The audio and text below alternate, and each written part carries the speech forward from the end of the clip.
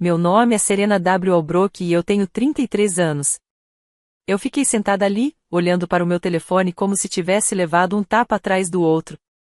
Mesma região, mesma ardência. Deve ter sido a 10ª vez que li a legenda antes que meu cérebro aceitasse que era real. Quando erros geram mais erros. Foi isso que minha irmã escreveu embaixo de uma foto minha com minha filha de 8 anos, publicada publicamente no Facebook, com meu nome completo marcado e o rosto da minha filha totalmente visível. Na foto, estávamos sentadas na calçada, só nós duas. Eu parecia exausta e realmente estava e minha filha estava no meio de desenhar um arco-íris com giz, como se o mundo nunca tivesse machucado ninguém. Lembro daquele dia. Foi uma das poucas tardes tranquilas que tivemos nas últimas semanas. Aquele tipo de calmaria rara em que você sente os ombros relaxarem um pouco e quase esquece que está carregando algo constantemente. Eu nem sabia que alguém tinha tirado a foto, mas minha irmã tinha e a usou como arma. Os comentários começaram a chegar mais rápido do que eu conseguia ler. Alguém do colégio, clássica Serena. Minha tia, bem, o que você esperava? Um vizinho, isso é só triste. Depois vieram os emojis de risada, os comentários sarcásticos de coitada dela, as piadas que fingem ser inofensivas até você perceber que estão mirando direto numa criança. E então eu vi os likes. Dezenas deles, incluindo os dos meus pais. Foi aí que caiu a ficha de verdade. Minha própria mãe e meu pai não estavam ignorando aquilo. Eles estavam participando, apoiando. Entrando na diversão, como se aquilo fosse entretenimento, e não a minha vida e a dignidade da minha filha. Minha filha estava dentro, no outro cômodo, assistindo a um desenho animado. Ela não fazia ideia de nada. Estava rindo de algo alegre e inocente enquanto eu sentava ali, com o telefone tremendo na mão, rolando comentários de estranhos e parentes, todos concordando que éramos motivo de piada. Lembro de pensar, por um segundo agudo, que deveria denunciar a publicação, ligar para minha irmã, fazer algo rápido antes que minha filha visse. Mas eu não consegui me mover. Parecia que meu corpo estava paralisado enquanto minha mente tentava entender como alguém poderia olhar para uma criança de 8 anos e decidir que ela era alvo fácil. Então eu vi o comentário da minha prima Nathalie. Ela é minha prima, escreveu, como se precisasse esclarecer o parentesco antes de me dar a facada. Isso acontece quando você trata a família como lixo e ainda espera a ajuda deles. Aquele comentário doeu de um jeito diferente, porque eu sabia exatamente de onde vinha. 2 semanas atrás, minha irmã tinha me pedido dinheiro de novo, desta vez para comprar um carro. Ela disse que precisava para ir ao trabalho, que estava tentando colocar a vida em ordem, que só precisava de uma ajudinha. Eu disse não. Não porque eu não quisesse ajudar, não porque eu gostasse de dizer não, mas porque da última vez que lhe emprestei algo, ela nunca pagou de volta. E não foi só isso. Depois eu descobri que ela tinha me roubado. Entrou no meu quarto, pegou meu cartão de débito e sacou $600. Só percebi quando fui fazer compras e o cartão foi recusado, como se o universo tivesse decidido me envergonhar em público também. Quando conferi a conta, meu estômago caiu. Saque, caixa eletrônico, dinheiro. Eu não a confrontei imediatamente. Essa é a parte que agora me faz sentir estúpida. Eu dei a ela uma chance de se explicar porque continuei agarrada a essa esperança infantil de que, talvez, se eu fosse paciente e calma, ela de repente se tornaria a irmã que eu precisava que ela fosse. Ela não se tornou. Então, peguei o dinheiro de volta, literalmente transferi de volta assim que tive a prova e chamei a polícia. As consequências foram instantâneas. De repente, eu era a vilã. A família começou a me chamar de sem coração, egoísta, fria. Como eu podia fazer isso com minha própria irmã? Como se o fato de ela ter me roubado fosse um detalhe menor. Como se o verdadeiro crime fosse eu me recusar a ficar quieta sobre isso. Agora, aquela postagem fazia sentido. Não era uma provocação boba. Era vingança. Calculada, cruel e projetada para garantir que eu sentisse isso na frente de todos. E a pior parte era ver as pessoas se juntando, como se estivessem esperando permissão. Como se minha irmã não tivesse apenas postado um insulto. Ela abriu uma porta e toda a família entrou sorrindo. Continuei rolando até meus olhos arderem e vi o nome da minha mãe de novo. Outro like, outra reação de risada, como se ela nunca tivesse segurado minha filha no colo quando bebê. Como se ela nunca tivesse beijado minha testa quando eu era criança e prometido que sempre me protegeria. Coloquei o telefone devagar na mesa, mãos tremendo. No começo, eu não chorei. Apenas fiquei sentada ouvindo a risada do desenho animado da minha filha vindo do outro cômodo e sentindo algo frio se espalhar pelo meu peito. Porque se minha própria família podia chamar minha filha de erro com um sorriso, então eu não estava lidando com drama. Eu estava lidando com pessoas que não nos viam como humanas. E eu ainda não sabia o que ia fazer a respeito. Mas sabia uma coisa, eu tinha acabado de implorar por decência de pessoas que gostavam de ser cruéis. O que tornava tudo pior não era só a postagem. Era o silêncio da única pessoa de quem eu esperava, pelo menos, dizer algo, meu marido ou, tecnicamente, meu quase ex-marido. Ethan Albrook e eu estávamos separados há 6 meses. Papelada do divórcio pronta, data do tribunal marcada para o próximo mês. Tudo já encaixotado e rotulado na minha cabeça como terminado. Estávamos morando separados, mal nos falando, exceto sobre logística, deixar as crianças na escola, consultas médicas, ocasional você enviou o formulário? Não ouvi a voz dele há semanas. Então, quando vi a postagem explodir e ele não comentar, não reagir, não curtir, não defender ou discutir, doeu quase mais, porque eu não esperava nada da minha família. Mas uma parte de mim ainda esperava algo dele. Continuei atualizando a tela, vendo a contagem de comentários subir, vendo pessoas que conheciam minha filha na vida real rirem da existência dela online, vendo o nome dos meus pais ali, arrogante e impassível. Então meu telefone vibrou. Não uma mensagem, uma notificação. Ethan Albrook postou uma foto. Toquei nela sem respirar. Sem legenda, sem explicação, apenas a imagem. Minha irmã, em plena luz do dia, andando de mãos dadas com um homem que definitivamente não era o marido dela. O ângulo era claro. Rostos inconfundíveis. Sem filtros, sem borrão, apenas a realidade jogada no meio da internet como um fio desencapado. Em segundos, as reações começaram a chegar. Likes, compartilhamentos, comentários se acumulando mais rápido do que antes. Alguém escreveu, não é aquele cara que ela costumava fazer babá? Outro, espera, ele não é casado? Um terceiro, uau! O karma age rápido. Eu o reconheci imediatamente. Darren Cole, casado, 2 filhos. Eu e a esposa dele nos encontramos uma vez em uma festa de aniversário anos atrás. Educada, simpática, daquelas mulheres que você lembra porque sorri com o rosto inteiro. Minha irmã costumava fazer babá para eles quando era mais jovem. Eu não fazia ideia de que eles ainda conversavam. Aparentemente, faziam mais do que conversar. Fiquei ali olhando para a postagem de Ethan, o coração batendo tão forte que me fez ouvir zumbidos nos ouvidos. Eu não sabia de onde ele tinha tirado a foto. Não sabia por que escolheu aquele momento. Não sabia o que significava para nós. Mas, pela primeira vez desde que aquela legenda foi publicada, senti algo quebrar. Não alívio, não alegria, algo mais próximo do equilíbrio. E então aconteceu.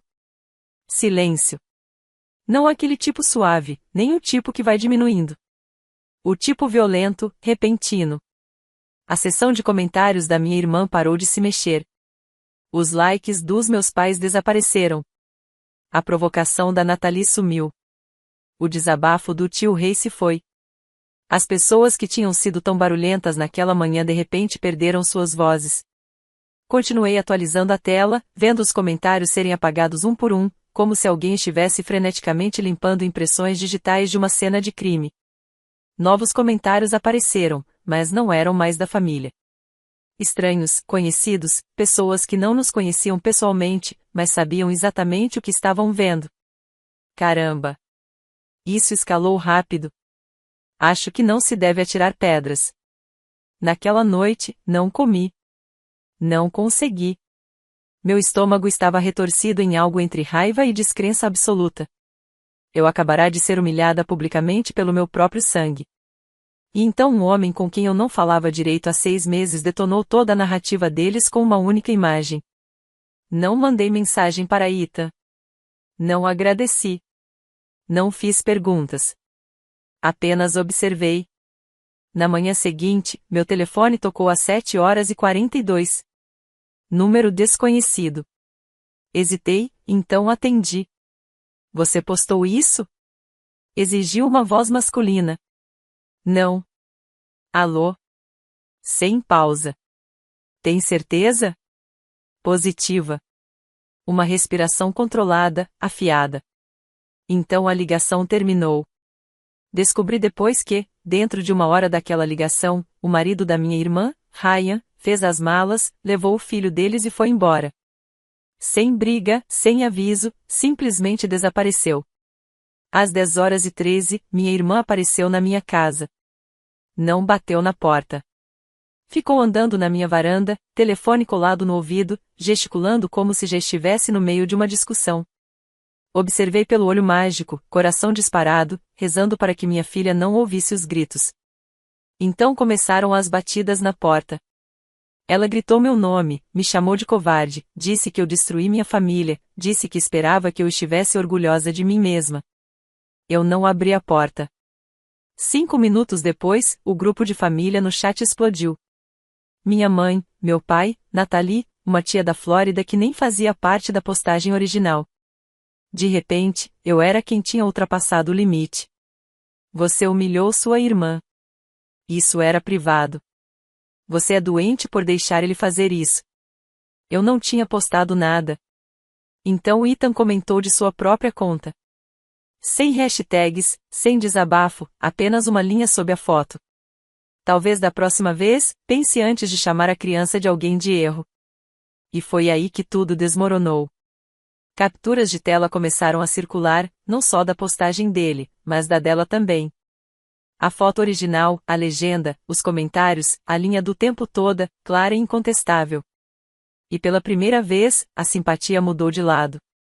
Mensagens começaram a chegar. Algumas de conhecidos, outras de pessoas que eu mal conhecia. Não acredito que sua família fez isso. Você lidou com isso melhor do que eu teria lidado. Não respondi a nenhuma delas. Fiquei apenas sentada à mesa da cozinha, olhando para o telefone e pensando em Ethan. Não como o homem de quem eu estava me divorciando, mas como o homem que acabará de se colocar diante de uma multidão e dizer basta. Ele nunca tinha feito isso durante nosso casamento. Sempre fora quieto, firme, focado no trabalho, nada dramático, nada confrontador. Eu costumava achar que isso significava que ele não se importava. Agora, não tinha tanta certeza. Naquela tarde, recebi uma mensagem dele. Se quiser conversar, estou aqui. Só diga quando. Fiquei olhando para a mensagem por muito tempo. Porque, de repente, a história não era mais só sobre minha irmã. Era sobre tudo que eu achava que sabia sobre família, sobre lealdade, sobre o homem que eu achava que já tinha se afastado. E algo profundo dentro de mim mudou. Achei que a postagem já tinha feito o estrago. Pensei que a exposição, o silêncio, o pânico súbito me dariam pelo menos alguns dias de respiro. O marido da minha irmã tinha ido embora. Os comentários tinham sumido. A família ficará em silêncio, daquele jeito tenso e envergonhado que geralmente significa que estão se reorganizando. Eu estava errada. Na manhã seguinte, deixei minha filha na escola e voltei para casa com aquela sensação de aperto e inquietação no peito, como se o ar estivesse me avisando antes do meu cérebro conseguir processar. Eu nem tinha tirado o casaco quando ouvi o primeiro carro chegando. Depois outro, e outro. Fiquei parada no corredor, congelada. Fui até a janela da frente e abri a cortina só o suficiente para ver a entrada da garagem se enchendo. O carro da minha irmã, o carro dos meus pais, minha tia e meu tio, até minha prima Nathalie, que nunca sai da cama antes do meio-dia, a não ser que haja drama envolvido. Eles não estavam calmos. Minha irmã marchou até a varanda primeiro, batendo na porta como se fosse dona dela, gritando meu nome repetidas vezes. Minha mãe veio atrás, gritando sobre respeito e traição. Meu pai ficou parado, braços cruzados, sem dizer nada, sem fazer nada para detê-las. Minha tia pegou uma vassoura do lado da casa e começou a bater contra a janela, como se aquilo fosse um cerco de desenho animado. Fiquei ali, coração disparado, sem me mover. Não queria isso na frente dos vizinhos. Não queria isso perto da minha filha. Pensei em chamar a polícia, mas a ideia de explicar tudo em voz alta me deu náusea. Então esperei. Elas não foram embora. Escalaram a situação. Minha irmã gritava que eu tinha que deletar a foto imediatamente, que eu tinha destruído a vida dela, que ela não tinha traído, que tudo era um mal-entendido, que o casamento dela havia acabado porque eu era rancorosa. Rancorosa, depois que ela chamou minha filha de erro. Elas exigiam desculpas e diziam que Ethan tinha ido longe demais. Diziam que eu deixei ele humilhar meu próprio sangue, como se eu tivesse que controlar um homem adulto que tomou sua própria decisão depois de ver o que eles fizeram. Então ouvi vidro quebrar. O gnomo de jardim que minha filha pintou no verão passado se estilhaçou na varanda. O comedouro de pássaros de cerâmica do funeral da minha avó foi arrancado do gancho e pisoteado em pedaços. Foi nesse momento que alcancei meu telefone, não para ligar para meus pais, nem para chamar Ethan. Antes que eu pudesse discar, ouvi outro motor, uma caminhonete. Reconheci o som imediatamente. Era Ethan. Ele estacionou e desceu do carro como se fosse apenas mais uma parada no caminho de casa do trabalho. Calmo, sem pressa, sem tensão nos ombros. Ele passou direto pelo meu pai, que tentou se colocar à frente dele, e subiu os degraus da varanda. Minha irmã avançou, ficou cara a cara com ele, acusando-o de invadir seu celular, persegui-la, destruir sua vida. Ethan não respondeu. Não de início. Apenas a olhou com aquela expressão indecifrável que ele sempre tinha quando estava irritado, mas se recusava a mostrar. Então ele bateu na porta. Abri. Ele entrou e fechou a porta atrás de si, segurando-a quando minha irmã tentou seguir. Ficamos ali no hall de entrada, os gritos ainda ecoando do lado de fora, agora abafados, como ruídos de outro mundo. Ele olhou ao redor como se não estivesse ali há anos. Seus olhos pousaram nas fotos na parede. A maioria empoeirada, antiga. Nós na nossa primeira viagem de acampamento em família, a formatura do jardim de infância da nossa filha. Nenhuma atualizada no último ano. Ele tirou o telefone do bolso e o virou para mim. Depende de você, disse calmamente. Posso deixar a postagem no ar ou posso tirá-la. Olhei para a tela. A postagem ainda estava ativa, ainda explodindo. Pessoas discutindo, defendendo-me agora. Pessoas analisando linhas do tempo e capturas de tela como detetives amadores. Como você conseguiu isso? Perguntei. Ele deu de ombros. Um amigo os viu em um posto de gasolina ontem à noite. Tirou a foto, me enviou. Eu não ia usar, não até ver o que ela postou sobre você. Assenti devagar. Tudo bem, tire. Disse. Ele não discutiu. Não tentou me convencer. Apenas assentiu e deletou. Não importava mais. Todo mundo já tinha visto. O estrago, se é que se podia chamar assim, já estava feito. As batidas começaram de novo, mais altas desta vez. Ouvi algo de metal caindo. Lixeiras derrubadas. Minha mãe gritando que ia nos processar, que eu tinha perdido a cabeça. Ethan abriu a porta. Ele saiu sozinho e fechou atrás de si. Não consegui ouvir tudo o que ele disse. As vozes se sobrepunham, minha irmã gritando, minha tia ainda berrando, o telefone da Nathalie gravando. Mas eu vi o que importava. Ethan não levantou a voz. Não fez pose. Disse algumas palavras baixas, calmas e precisas, e de repente o barulho cessou. Minha irmã congelou no meio da frase. Minha mãe recuou um passo. Minha tia baixou a vassoura como se tivesse esquecido porque a segurava. Então, um por um, eles foram embora. Sem desculpas, sem explicações, apenas portas de carro batendo e motores roncando enquanto fugiam de algo que não entendiam. Quando Ethan voltou para dentro, eu não perguntei o que ele disse. Eu não precisava. Sentamos à mesa da cozinha, a mesma onde eu tinha ficado encarando o telefone no dia anterior. Ele preparava café enquanto eu varria os pedaços de cerâmica do comedouro quebrado. Nenhum de nós falava muito, mas o silêncio parecia diferente agora, firme, estável. Pela primeira vez em meses, eu não me sentia sozinha. E, justamente quando pensei que o pior poderia finalmente ter passado, meu telefone vibrou com uma caixa de mensagem de voz de um número desconhecido. Ryan, o marido da minha irmã. A voz dele estava baixa, como se falasse de um banheiro de hotel. Agradeço pelo que Ethan fez, disse ele. Já dei entrada no divórcio. Cansei de ser envergonhado por alguém que trata a lealdade como opção. Então ele pausou. Você talvez queira verificar a gaveta ao lado da sua cama, acrescentou. Estive lá na semana passada, só avisando. Meu estômago despencou. Levantei-me devagar e subi as escadas, as pernas pesadas, como se já soubesse o que encontraria. Abri a gaveta. A caixinha de veludo estava lá, vazia. O anel de noivado que Ita me deu há 7 anos tinha desaparecido, e eu sabia exatamente quem o tinha levado. Fiquei ali olhando para a caixinha vazia como se meu cérebro se recusasse a processar o resto da cena. Nenhum bilhete, nenhuma desculpa, nenhuma explicação, apenas ausência. O anel estava naquela gaveta há meses. Eu não o usava desde que Ethan e eu nos separamos, mas também nunca o joguei fora. Às vezes, tarde da noite, quando a casa estava silenciosa e minha filha dormia, eu abria a caixinha e ficava olhando para ele. Não porque queria voltar atrás, mas porque não estava pronta para pagar o que ele representava. 7 anos. Promessas feitas quando éramos mais jovens, mais sensíveis, e acreditávamos que o amor era suficiente para nos proteger de todo o resto. Agora ele havia desaparecido. E o jeito como desapareceu importava. Ela não o pegou durante uma briga. Não o arrancou com raiva. Ela o levou silenciosa e deliberadamente do meu quarto, como se já tivesse decidido que lhe pertencia mais ela do que nunca me pertenceu. Sentei na beira da cama e senti algo frio se instalar no meu peito. Isso não era apenas crueldade.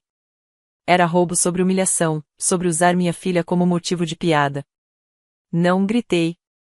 Não chorei. Peguei o telefone e liguei para Ita. Ele atendeu imediatamente, como se estivesse esperando. Ela pegou meu anel, disse eu. Houve uma pausa na linha, não de choque, não de confusão. Eu sei, disse-lhe calmamente.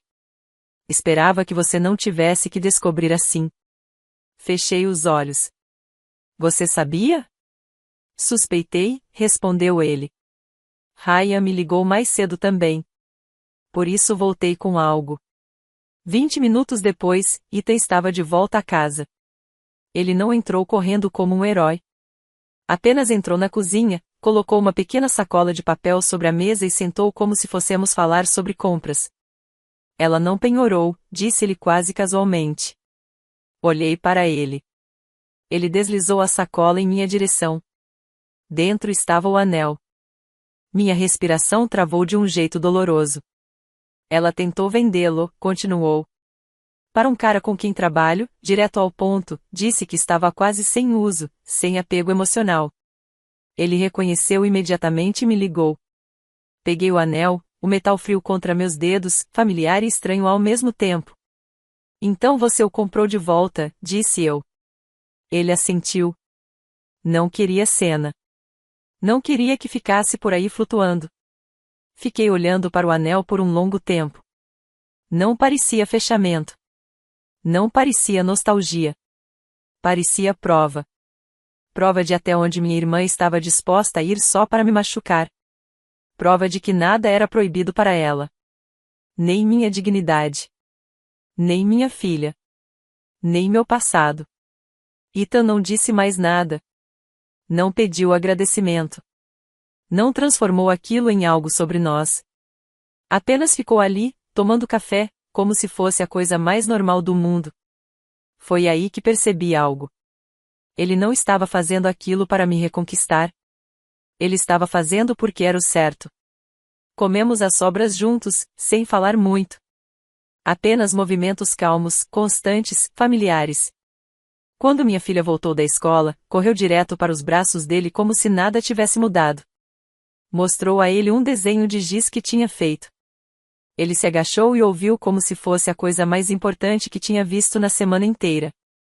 Mais tarde, à noite, depois que ela foi dormir, finalmente fiz a pergunta que estava entre nós. Por que agora? Por que você se envolveu depois de tudo?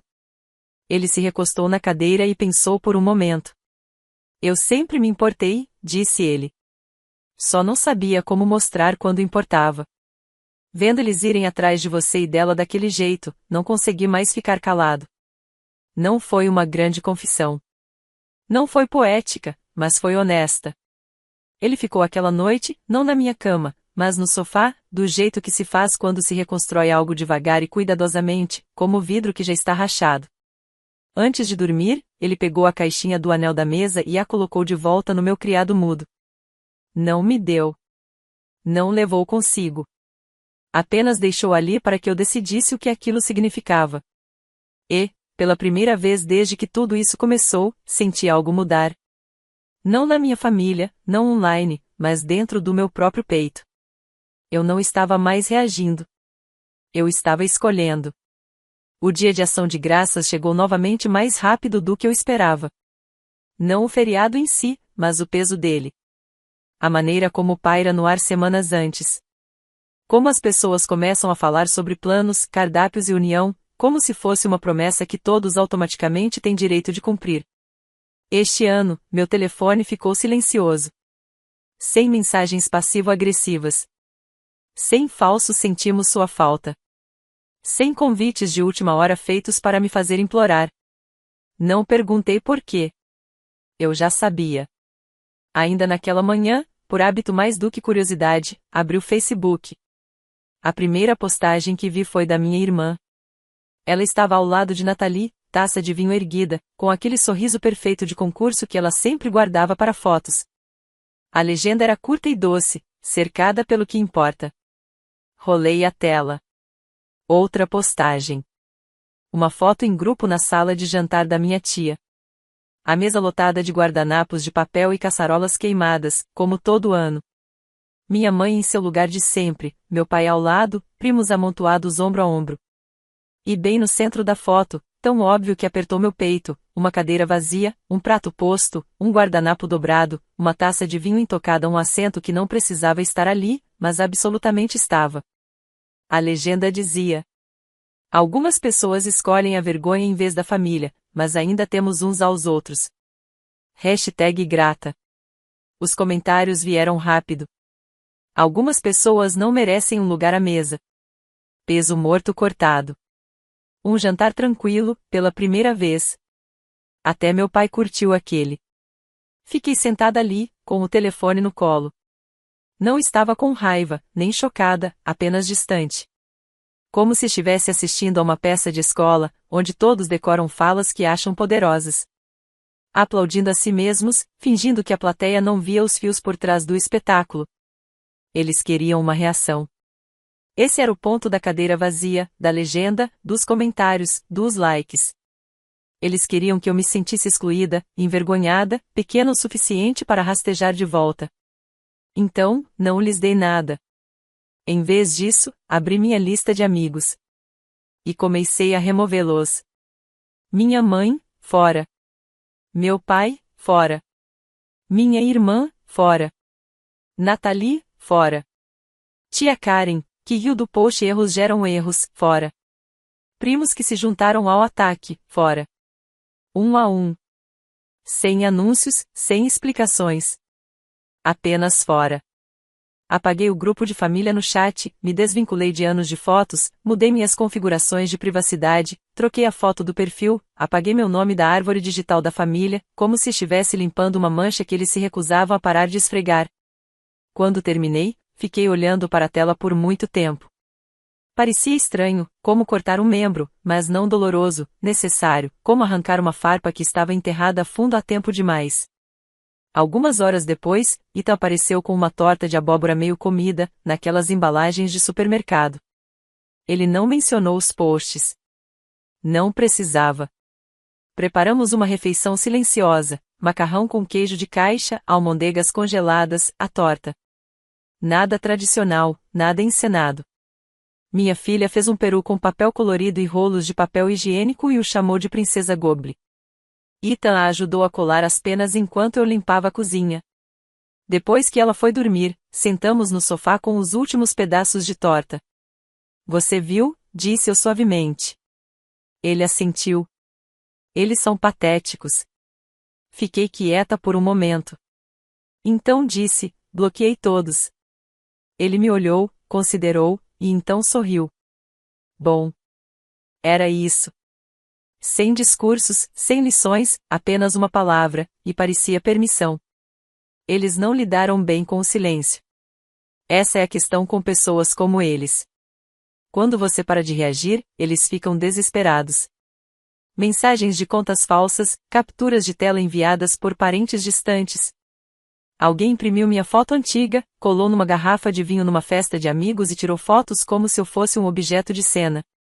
Eu deletei tudo. Nem contei para Ethan. Não havia mais nada a dizer, porque estávamos vivendo em um mundo diferente agora, um mundo onde o barulho deles não nos alcançava. Ethan começou a aparecer mais, consertando pequenas coisas pela casa sem ser pedido, trocando a luz queimada da varanda, trazendo compras, ajudando com lição de casa, memória muscular, encaixando-se de volta no lugar. Uma noite, depois que nossa filha adormeceu assistindo a um filme de Natal, encontrei Ethan recolhendo os lápis de cor dela do chão. Observei-o da porta, algo pequeno clicando no lugar. Quer vir para casa? Perguntei. Ele olhou para cima, surpreso, e então assentiu. E, assim, recomeçamos, não com fogos de artifício, mas com firmeza. Naquela noite, rasguei os papéis do divórcio, alimentando a pequena trituradora de mesa pedaço por pedaço, enquanto minha filha desenhava flocos de neve nas janelas. A família pode ficar com sua cadeira vazia. Pode ficar com suas legendas, comentários e apresentações. Eles não têm acesso à minha filha. Não têm acesso à minha paz. E, pela primeira vez em muito tempo, isso parecia tudo. O silêncio permaneceu. Essa foi a parte mais estranha. Fiquei esperando pela próxima onda. O pedido de desculpas disfarçado de sermão. A mensagem de precisamos conversar que na verdade significava submeta-se. O primo que tentaria quebrar minha paz pedindo que engolisse mais uma ofensa por causa das aparências. Nada disso aconteceu.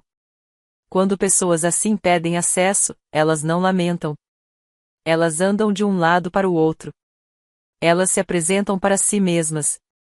Inventam vilões e ensaiam falas. Mas não voltam da maneira que você espera.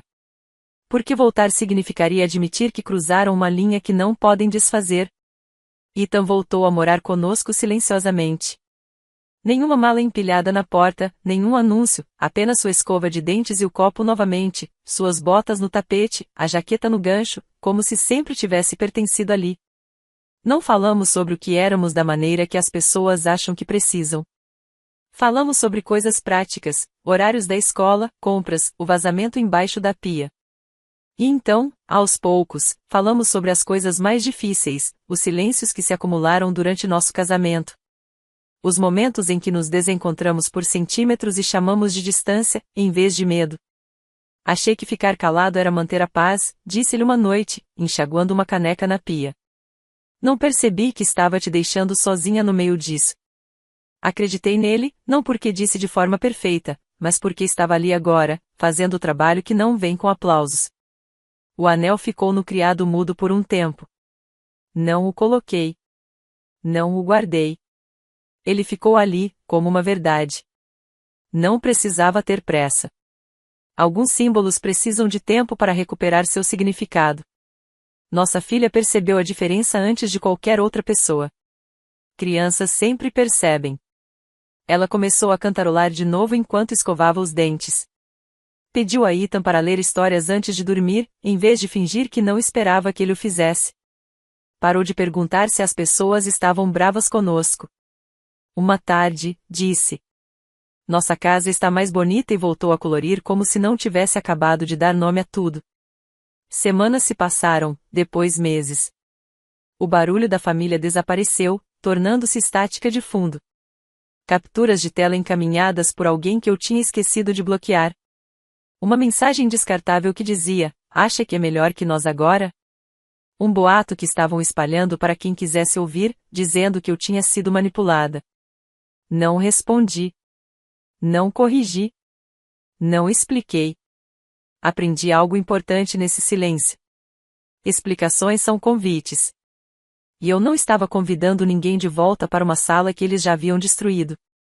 Uma noite, Ethan me encontrou na mesa da cozinha, telefone virado para baixo, mãos envoltas em uma xícara de chá já fria. Você está bem? Perguntou. Estou, respondi, e era verdade. Acabei de perceber uma coisa. Ele esperou. Eu não perdi minha família, disse. Eles me perderam. Ele assentiu uma vez. Sem discussão, sem suavizar. Foi assim que soube que finalmente estávamos do mesmo lado da verdade. Bloqueei os últimos que restavam, troquei meu número, coloquei minhas contas como privadas. Não fiz isso em um acesso de empoderamento ou com uma playlist tocando ao fundo. Fiz como se fecha uma porta antes de dormir, conferindo a trava, girando a maçaneta, confiando no silêncio. Mantive o que importava, a dignidade da minha filha, meu lar, meu casamento. Reconstruído, não resgatado. E deixei ir o que nunca mereceu estar comigo. Às vezes, as pessoas perguntam se ainda dói. A resposta honesta é sim, mas não do jeito que doía antes. Dói como uma cicatriz que lateja no frio. Um lembrete, não uma ferida, um sinal para me proteger, não para reabrir o corte. Na última vez que pensei naquela foto, erros geram erros, percebi algo que me surpreendeu. Eles estavam errados sobre o erro. O erro não foi minha filha. Não fui eu. O erro foi acreditar que amor significava resistência. Não significa. Amor significa proteção. Amor significa escolher quem tem acesso. Amor significa se afastar quando a crueldade pede que você aplauda. Eles podem ficar com seus posts, suas legendas, suas cadeiras vazias e jantares encenados. Nós estamos comendo a nossa própria mesa agora, e não há assento que eles possam tirar de nós.